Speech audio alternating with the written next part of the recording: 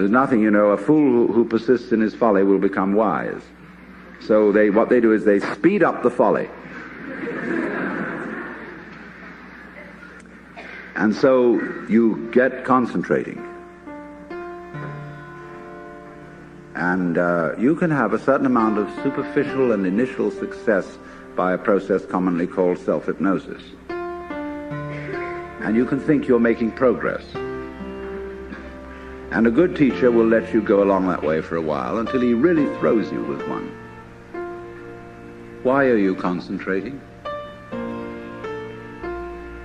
See, Buddhism works this way. Buddha said, if you suffer because you desire, and your desires are either unattainable or always being disappointed or something. So cut out desire. So those disciples went away and they stamped on desire, jumped on desire, cut the throat of desire, and threw out desire. But then they came back and Buddha said, but you are still desiring not to desire. They wondered how to get rid of that. But you see, it works like this. All spiritual discipline works this way. I'll show you. It's done in the form of a child's game. There's the church and there's the steeple. Open the door and there are the people. And here's the parson going upstairs, and there he is saying his prayers. Catch him, catch him, catch him, catch him, catch him. You never can. Because the would-be catchy is the catcher.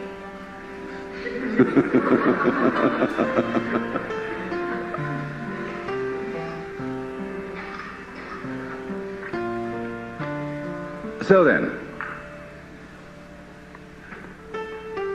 that's like desiring not to desire. Or loving out of a sense of duty. Trying to be spontaneous because you ought to be. See? All that is nonsense.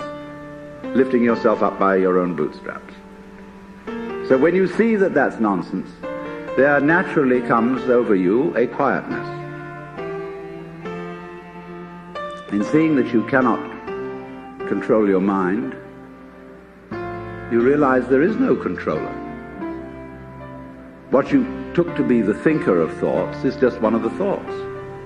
What you took to be the feeler of the feelings, which was that chronic muscular strain, is just one of the feelings.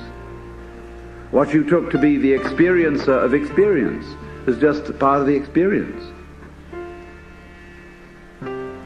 So there isn't any thinker of thoughts, feeler of feelings. We get into that bind because we have a grammatical rule that verbs have to have subjects. And the funny thing about that is that verbs are processes and subjects are nouns, which are supposed to be things. How does a noun start a verb? How does a thing put a process into action? Obviously it can't. But we always insist that there is this subject called the knower. And without a knower there can't be knowing. Well, that's just a grammatical rule. It isn't a rule of nature. In nature there's just knowing, like you're feeling it. And I have to say you are feeling it, as if you were somehow different from the feeling. When I say I am feeling, what I mean is there is feeling here. When I say you are feeling, I mean there is feeling there. I have to say even there is feeling. What a cumbersome language we have. Chinese is easier. You don't have to put all that in. You can say things twice as fast in Chinese as you can in any other language. Well, anyway, when you come to see that you can do nothing, that the play of thought, of feeling, etc. just goes on by itself as a happening, then you are in a state which we will call meditation.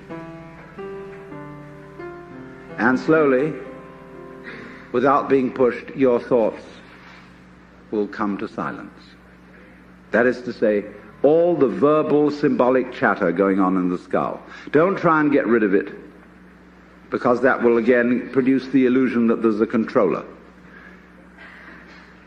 Just, it goes on, it goes on, it goes on, and finally it gets tired of itself and bored and stops. And so then there's a silence. And this is a deeper level of meditation. And in that silence, you suddenly begin to see the world as it is. And you don't see any past, and you don't see any future. You don't see any difference between yourself and the rest of it. That's just an idea. You can't put your hand on the difference between myself and you. You can't blow it, you can't bounce it, you can't pull it. It's just an idea.